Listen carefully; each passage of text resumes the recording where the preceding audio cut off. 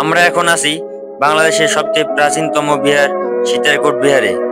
সীতারকুট বিহারটি বর্তমানে কি অবস্থায় রয়েছে তা আপনাদের সঙ্গে আমরা শেয়ার করব।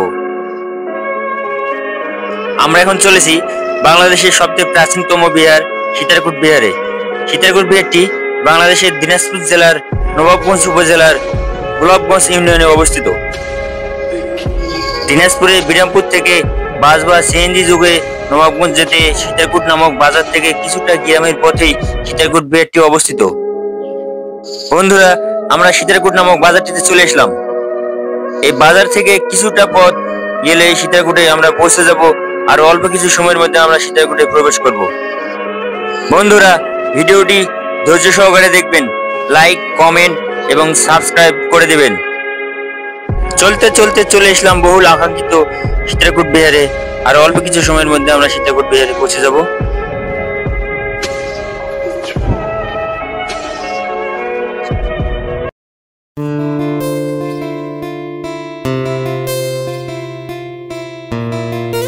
অবশেষে আমরা ফাইনালি চলে আসলাম বাংলাদেশের সবচেয়ে প্রাচীনতম বিহার সীতারকুট বিহারে।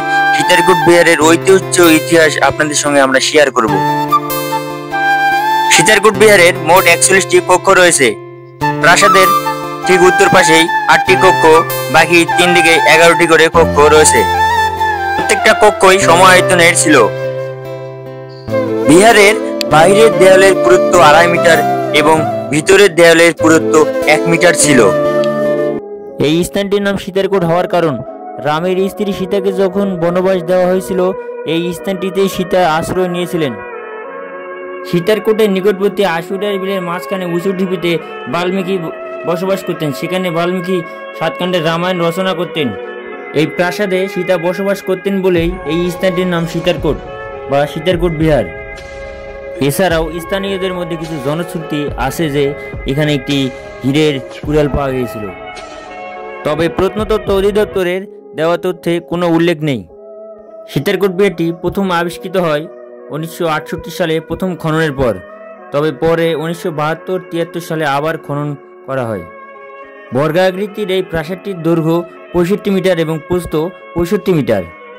এই প্রাসাদটি প্রায় 3 একর জায়গার উপরে অবস্থিত। অনেকে মনে করে এই প্রাসাদটি সম্রাট অশোকের আমলে স্থাপিত হয়েছে।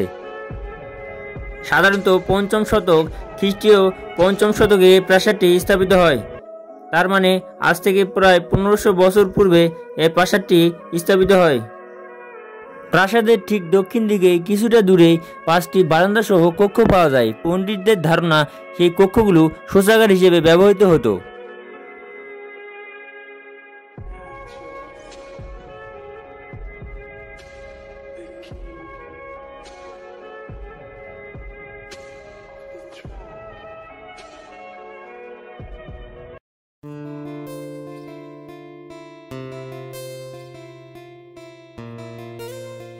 সীতারকুট বিহারে মোট 41টি কক্ষ রয়েছে।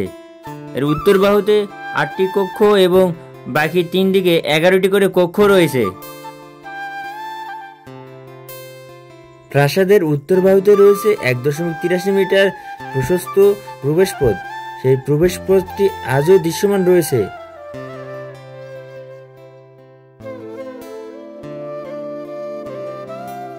এটি প্রাসাদের প্রবেশপথ।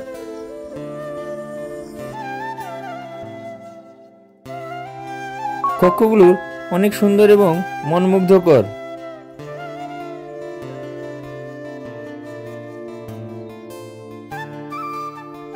প্রত্যেকটি রুমের আলাদা আলাদা প্রবেশপথ রয়েছে। প্রত্যেকটি রুমে একটি করে কুলুঙ্গি রয়েছে। এসেই ওয়ালের সঙ্গে কুলুঙ্গি। তারা ওই সময় কুলুঙ্গিতে বিভিন্ন রকমের আসবাবপত্র, বই, মূর্তি রাখতেন। প্রতিটি কক্ষের দেওয়ালগুলো প্রায় ধ্বংসাবশেষের অবস্থায় পরিণত হয়েছে।